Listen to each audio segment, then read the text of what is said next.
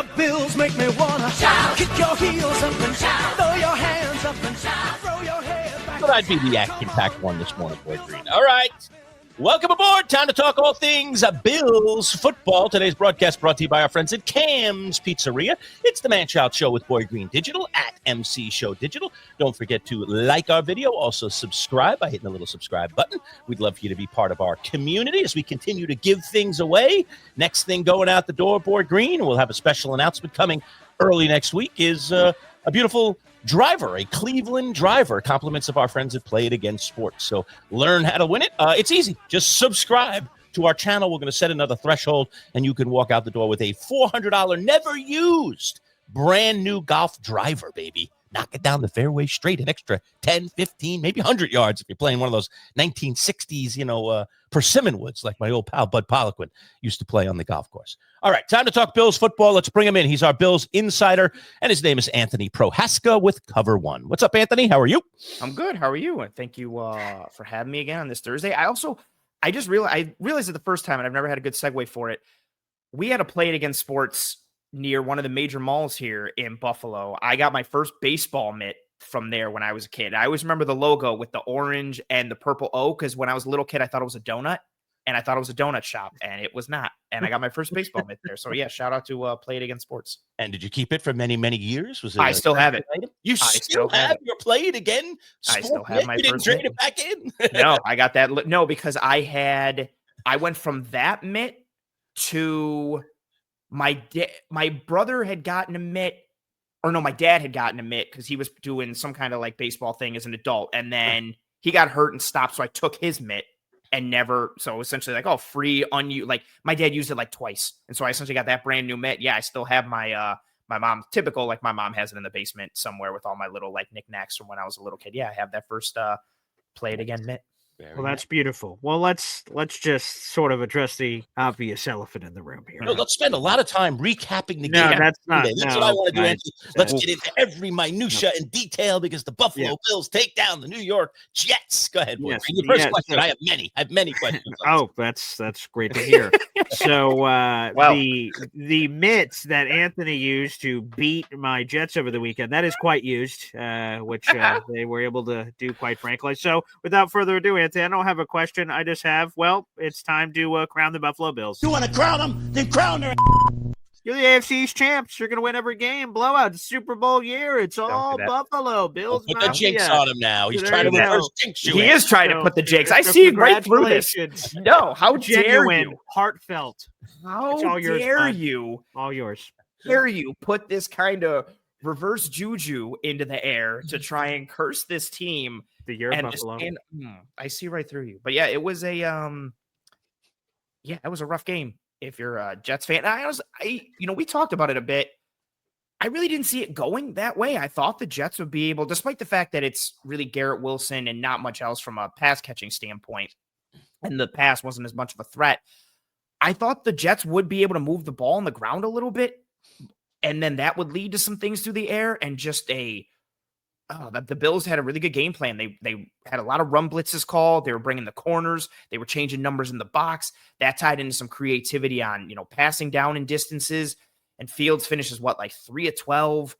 Bosa has an amazing game. Looks kind of just like what he used to be with the Chargers, because he's healthy. No jinx there. Fingers crossed. Yeah, it was and even with Allen breaking his nose, not being able to throw it a lot, they just, okay, we're just going to run the ball a ton and move it that way. Yeah, it was rough game for you and the Jets. And I don't mean that from although I do disagree with a lot of the social media activity. I'm seeing you tweeting out, wow, what a fun video breakdown of the Jets-Bills game. And I'm like reading these tweets like, what the hell? There was nothing fun. There's another F word I would like to use to describe what happened with the Jets. Zero fun, sir, as they once said. Nice. Nice. Zero fun, sir. Yeah, it was that's a good remember the Titans quote. That's good. It's not fun anymore now, is it? No, sir. Zero fun, sir. Yeah, it was from a Bills perspective. Several of the pieces that I personally have wanted to see, and I think they need, especially come playoff time, we just started to see that more, especially defensively. They were dictating protections to the Jets, covering up the center, dictating man-on-man blocking, kind of 5-0 protection scenarios, getting one-on-ones for Bosa, but then also using that to run some games, inside. You've got Daquan Jones slanting and Dorian Williams slanting, and they're looping Terrell Bernard in clean through the B gap. And then some coverage spins on the back end, different ways to get to cover 2 and Tampa 2 in terms of who's the cloud corner, who's the pole runner, who are the deep half guys, all things that I think they've needed more of in different amounts and frequencies and capacities. And it was nice to see them get into that a little bit. I really hope it continues because I think they need that come playoff time. They need more creativity. They need more dictation. They need to be more matchup sound come playoff time. Now, I know this is a Bills segment, but for the sake of my partner here going forward, in watching back the tape on this, Anthony, and seeing this 27-yard passing performance, 3 of 12, as you mentioned, for Justin Fields. The numbers are atrocious. I believe it's 3 of 11. 3 of 11. No way to sugarcoat it. Just increase the completion percentage just a hair there. But did the Bills, uncover something here about how, this is the way that you stop Justin Fields? Or was this just, again, another one of those Justin Fields things? And let me just preface this by saying, I feel for this kid. And I really want him to be successful. And that's not even just because he's in a Jets or a New York uniform. I want to see him to be successful because I think he's gotten a raw deal. All these teams, all these offensive coordinators, lack of stability for a quarterback can be a death knell. And I think this kid has kind of had that. And I'd love to see him. He seems like an earnest guy. I can't say I know him personally, but I just kind of root for him. And then when I see performances like this, I go, oh, maybe he's not an NFL quarterback. Yeah. What do I do? I've been a bit of a Justin Fields truther over the years, kind of just like get him into, I just believe in the traits. And even though he's not the best processor or thrower, like he's just so electric as a runner. And I think he's good enough at times as a runner or as a thrower and processor. You just really need to insulate him properly. And I think the Jets have some of that from a ground game perspective. They just don't necessarily have it from a wide receiver core or pass catching standpoint. And the Bills were able to really hone in on that and say, okay, we're going to stop the run. We're going to try and mitigate Brees. We're going to try and mitigate Fields, figure something else out. And the Jets just weren't able to do it. And then when they had guys that were coming open, the rush was getting there. It was just such a well-coordinated and prepared game plan from the Bills, not to kind of just drill on this too much, but they really had a good marriage between the rush and coverage, something that they haven't had a lot over the years. And if someone comes open, doesn't matter because the rush has gotten there to put Fields off the spot or get the sack. Or there were times where the rush wasn't getting there and coverage is on the back end and Fields is sitting there looking, there's no one. And then the pressure would eventually come home. There were a couple reads, I think, where, if you're watching back on the tape, Fields would like some of the throws back, especially early on. He's got some guys open in the flats. He's got Wilson open on like a slant or like a dig in the middle of the field, sails it a bit. But overall, I think it was more of the Bills. I think it's more of you tip your cap to the Bills for how they operated more so than it is an indictment on Fields of, nope, he's terrible, put him in the ground, he's awful, yada, yada. I think it was just more of a really well-coordinated game plan from the Bills side, and they were hitting on all cylinders, coverage-wise and from a rush perspective. And Anthony, this is the first time we've ever gotten a chance to do this, to break the fourth wall here. This is a game day episode. It's Buffalo Bills. It's Miami Dolphins tonight. So we've never seen you in your element, your natural habitat here on a Bills game day. So what are the feelings and emotions running through you right now? I know it's the Dolphins who the Bills have historically smacked around, which I've personally enjoyed sometimes. But then I hate that you guys get the win. So I'm sort of not sure how that process works. But nonetheless, Anthony, game day Anthony, what is that like? Yeah, I was thinking maybe right before the pod, Anthony, you were in your bedroom dancing around in your underwear to the Shout Bill song, like you do at the beginning of everything. It's something like that. Is that what game day is like? Quite a visual. Wow. Yeah. Okay. Wake up. Cruise kind of moment. You know what I mean? Want to get out of here? Sunglasses and dance through it. No. Yeah, fair. It's because it's a weekday. It's still kind of hasn't hit me. First off, I hate the Thursday games. It's nice that there's football, but I just feel like the Thursday games are always muddy. I don't like teams you just played a football game on Sunday. Now you got to get your body ready in 3 days and be able to hit the ground running again. And then not to mention the preparation and the execution.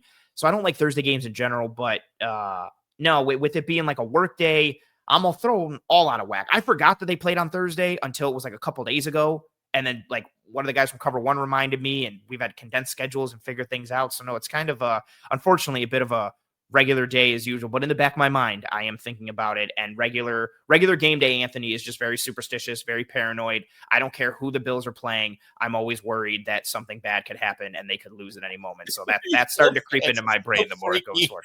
I'll be that way forever. You cannot. The Bills could win 5 Super Bowls in a row. I will never feel secure in anything the Bills are doing. It's the same thing as a Red Sox fan. They've won 4 World Series in my lifetime. I am always thinking that they're going to plummet and that the curse is real. It'll never go away. All right, that's some good news for you. You're playing the Miami Dolphins tonight, for crying out loud. They stink. They really genuinely stink, Anthony. But before we get into that, Lerch, about the whole game day and everything, one aside, because I know you've got a personal connection to this guy. Dan Feeney has been scooped up off the Bills practice squad, and he's headed to Tampa Bay. Unfortunately, they just lost Cody Mock for the season. So he is good news for Dan. He's getting more money, and he's going to a 53-man roster, which is a shout out to him. And I know you interviewed him at Bills training camp, Lerch, and he introduced himself to me and you, shook hands, made eye contact, engaged with us, was curious where we came from, and you mentioned that before. So I want to give a quick salute to now former Buffalo Bill Dan Feeney, who is now getting an NFL opportunity once again on a 53-man roster there with the Tampa Bay Buccaneers. So big salute. Your guy, Lerch, your guy. I was wondering if we were going to bring this up. I saw it yesterday, and I was like, I was going to bring it up if you guys didn't, but I should have known. Brought it up. Yeah, there you go. Well, yeah, we're very on point. So let's go ahead. Let's get Bills, Dolphins. Yeah. So it is the Dolphins. I mean, so how does that change things? I agree with you. I almost feel like Thursday night games are almost like, why not just play a doubleheader on Sunday? Because it'd probably be better for the players than to play on Thursday with the lack of prep and all that kind of stuff. But the game does arrive. You got to prepare for it. The Dolphins are under the same pressure that the Bills are under, have to deal with the same things. Not fully healed, all those things, the lack of preparation. Sometimes they're sloppy. Sometimes we get these big performances. Heck, Tucker Kraft went nuts last Thursday for the Green Bay Packers. So you can get these pops now and then. I always try not to play my fantasy players in the Thursday night game if I can, unless it's my stars, because I hate the Thursday night games. So give us your thoughts as they face the Dolphins here. Is this going to be an easy one, dare I say, or do you see it being a much more difficult task? Even if I do think it would be super easy, I would refuse to say those words out loud. But Miami just looks very disjointed, disillusioned. Like McDaniel looks like he's just a shell of himself. Like his answers. Let's face it. If he loses the next 2, he's done. Yeah. What if he loses tonight? Is he done? If they were to lose tonight and it's bad, like say it's like a 40-3 or it's like 30-something to 7. If it's a really bad blowout and an ugly loss, I don't rule that out, because then you get the chance. Okay, you get a long week going into next week. Monday Night Football. Get the interim coach in and see what happens there. I still believe in McDaniel as like a play caller and designer. Things have really fallen off there. Their offensive line is questionable in a multitude of ways. When Tua's on within McDaniel's offense, it's so hard to stop. But the issue is it's the same offense for the past several years, and the book is out. Like, you know what he can't do as a runner or as an athlete. You know what kind of thrower and processor he is. And all those things have kind of come to a head. The defense has been, exploited, and they've got holes there now. It really is just a very messy and muddy situation. And on paper and within the narratives, and I would say probably 95% of Bills fans, everyone is expecting just an absolute murking and drubbing tonight on Thursday Night Football, which is why I'm even more paranoid and terrified, because I could see it going the other way. Miami, again, for all the lack of success they've had against the Bills, and for as much as Josh Allen owns Miami, they've played the Bills very tough, especially on the offensive side of the ball. Their offense with the motions and shifts in their run game, it pairs very well with what the Bills defense struggles against. And they've had a lot of success on the ground. That gets lost in the sauce a little bit with the storylines. Matt Milano is out. He's a key cog in identifying what Miami likes to do and being in the right place. Now you've got Dorian Williams in there. He struggled a bit with his processing as both a run defender and as a coverage player. I look for them to attack him. You still have no Ed Oliver inside. So I think there is somewhat of a path for Miami. We'll see if Jalen Waddle is healthy. But on paper and from an outside perspective, I think it does look like a shellacking. But I refuse to acknowledge that. What about a surprise for us? And it didn't mean anything because the Jets got blown out. Thanks for bringing that back up, Paul. But for the active inactives, where I went like, whoa, Taron Johnson out. Yeah. I'm like, holy freaking crap! I'm like, wow, what a potential benefit that the Jets didn't take advantage of. And I was like, oh, that's pretty big. And I see that he's questionable for the game tonight. Is that another one that we're watching for an active inactive 90 minutes before the game, and he could be up in the air, or is he supposed to be back tonight? He could return Thursday. He's been practicing in a limited capacity. He didn't have a non-contact jersey on, or throughout practice this week. But again, that's another with the Thursday night game. Like, do you play him or do you? And then even if you play him a little bit, you get the long chance to recover for the game next week, almost like a mini bye week. Or do you just say scrap it? He wasn't ready for Sunday. He's probably not ready now. Let him rest a little bit more. I know they have faith in Cam Lewis.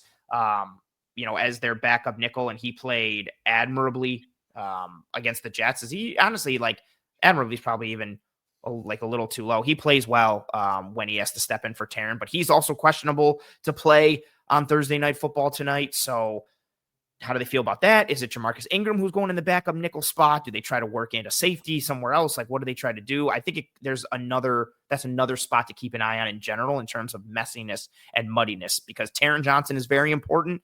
Cam Lewis knows this defense is able to mitigate some of that loss. If both of them are out, nickel is now a hole and a vulnerability. All right, we're talking with Anthony Prohaska, Cover One, our Bills insider, all Bills football. Bills playing Thursday Night Football tonight against the Miami Dolphins, so we're very, very timely in today's interview, that is for sure. Today's broadcast is brought to you by our friends at Cam's Pizzeria. Let's just take 30 seconds, learn a little bit more about our friends from Cam's. When you think of Cam's Pizzeria, think about two of your favorites, their zesty buffalo chicken wing pizza or their tasty chicken bacon ranch. Over 16 specialty pizzas made fresh daily with the best ingredients. Indulge in their homemade calzones, subs, wraps, salads, and their famous cannolis for dessert. They're all made with love just for you. Order online for 10% off at camspizza.com. Locations in Camillus and Oswego. Cam's Pizzeria. It's love at first slice.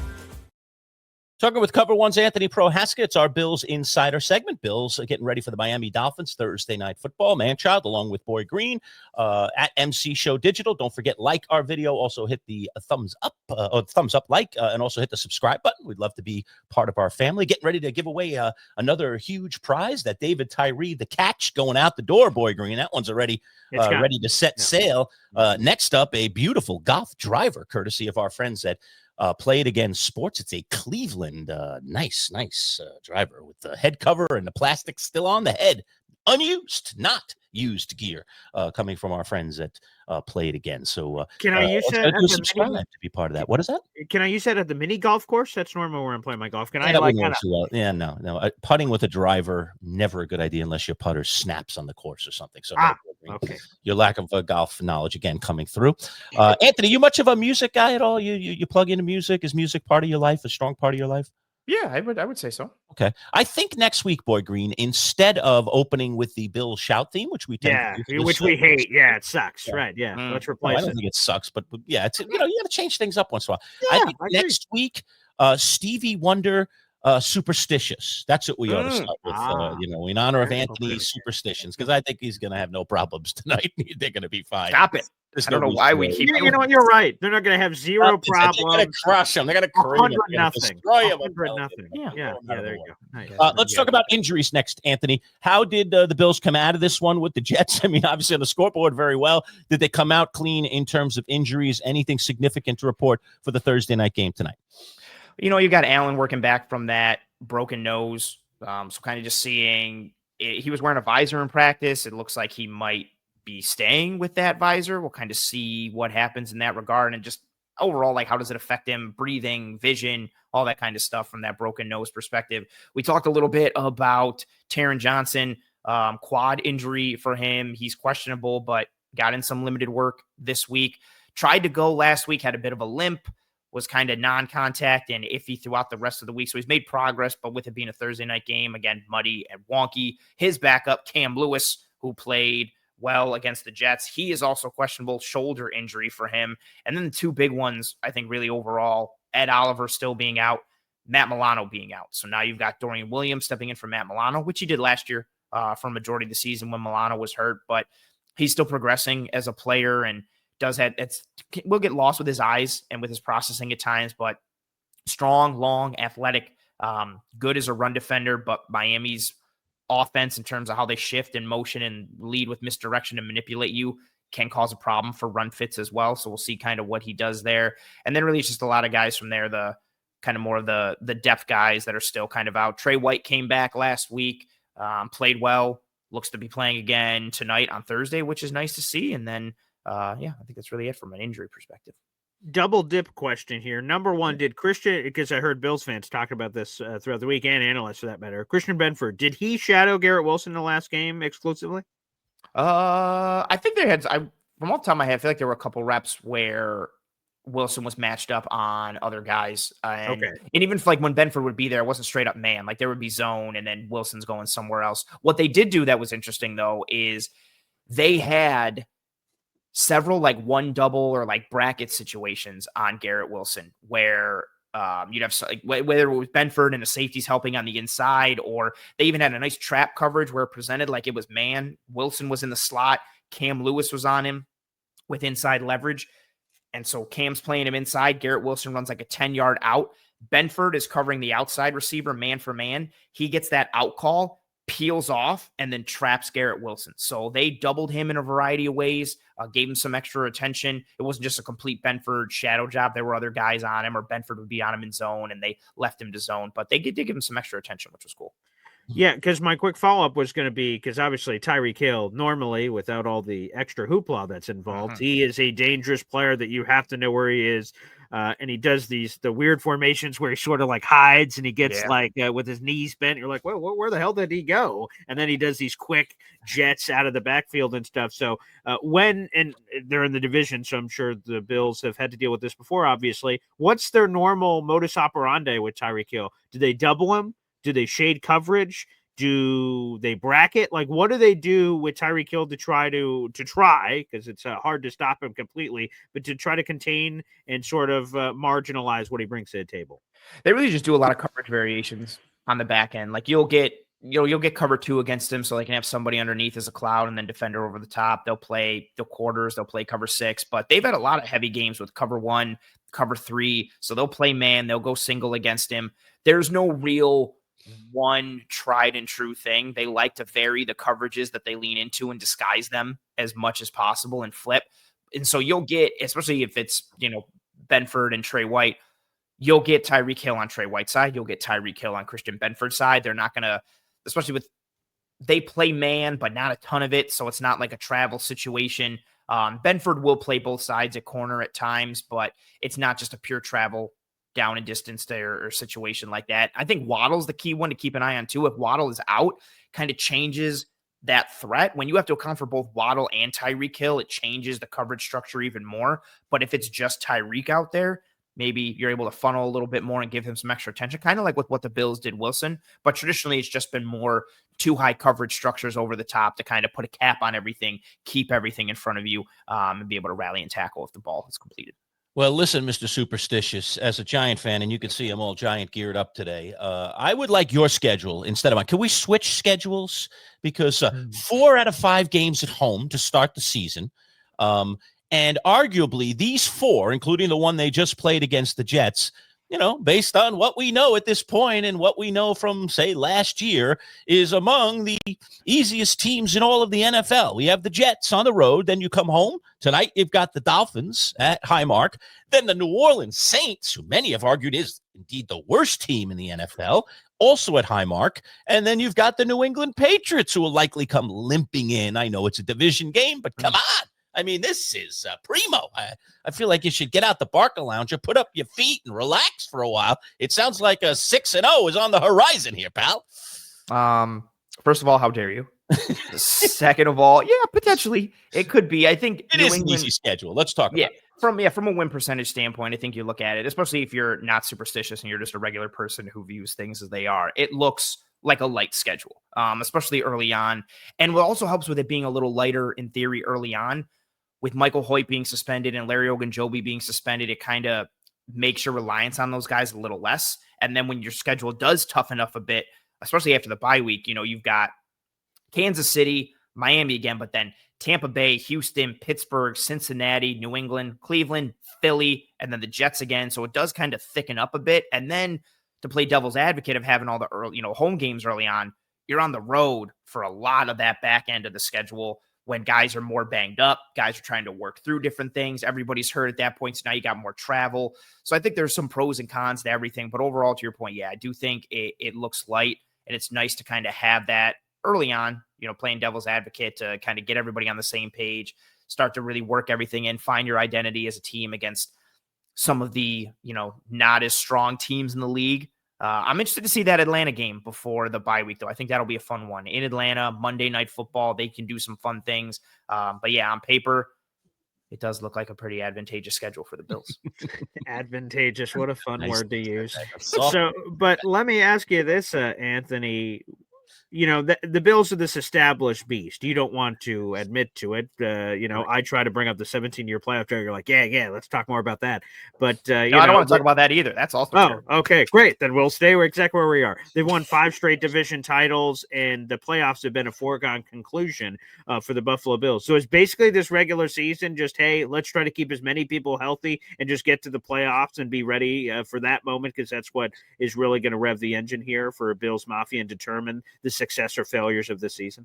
I do. I think that's exactly what it is, with a small caveat of, I do think most fans want the 1 seed, and I do think the Bills want the 1 seed. I think that's lost a little bit of steam the past couple of years because they had the home game against Kansas City 2 years ago and they still lost that. Granted, right, there's the huge variable of how many injuries they had on defense. That's the famous game where AJ Klein started after getting ready to go on a cruise with his family like 3 weeks before. Like, they call him as he's packing for a cruise, and he's like, oh yeah, sure, I'll go play football. So that, and Benford was out that game. Benford was out last year. He matters a lot. Bernard's been injured, Milano, all these guys. But I think really for most fans, and even for myself, like I would love the 1 seed, get to the playoffs. If they're healthy in the playoffs, that's all I care about. In some form or fashion, you are going to have to play Kansas City. You are going to have to play Baltimore. Would I rather play them at home? Absolutely. But I would rather be healthy and on the road than be home and banged up against either team. And so I think for a lot of it is, get through the regular season. You know what you're able to do in the regular season, and you still have to use that to get to the playoffs and secure everything. But I do think it is very much, for myself, and I think for a lot of the fan base, it's what do you do in the playoffs? This defense could be lights out in the regular season. I do not care. Get me to the playoffs. You've been good in the regular season before. You have fallen apart in the playoffs in a multitude of ways. You've done well offensively in the regular season. You've all of a sudden kind of gotten inefficient and clunky in the playoffs. They need to be better from a matchup standpoint against these heavy hitters. So I think it really is just kind of, you even saw with this game, like Bosa was killing it and fans are like, cool, bench him until the playoffs. We don't need to see any more. Like, get him out of here. That's it. So I think it is very much just get through the regular season, stay healthy, and be ready for a playoff run that, should be coming. Yeah, just all you Bills people, including Anthony, you understand, you guys have really built something. I know you don't have the ring yet, and we all want the ring. Everybody covets the ring, but this has been sustainable greatness, really has been, and I admire it. Ask a Jet fan and a Giant fan. You got 2 of them sitting right here. Give us that, please. I mean, what's the ring? What is that ring? That's a Super Bowl ring, baby. I know Anthony doesn't know what one of these looks like. Isn't that question? Question. It's in the 1960s. Yeah, isn't that from when there were like 3 teams in the NFL? Yeah, right. Cool. You know what? It still counts. Still counts. It does count. It sure does. It does have one. Jets fans and Maple Leaf fans are my favorite. When Maple Leaf fans are like, look at all our cups. It's like your last cup was in like 67 when there were 4 teams in the NHL. Yeah. But yes, you do have one. And I'll always give, if you listen to like the storylines around that, the Jets beating the Colts was a huge part of the AFL NFL merger. You're welcome. Big deal. So, You're welcome. Yeah. So thank you so much for that. And congratulations on that one win that one time. All right. We'll enjoy the Thursday night football. Thank you, Anthony, as always, for breaking it down. Looking forward to talking to you again next week. Take care, buddy. You too. Thank you for having me.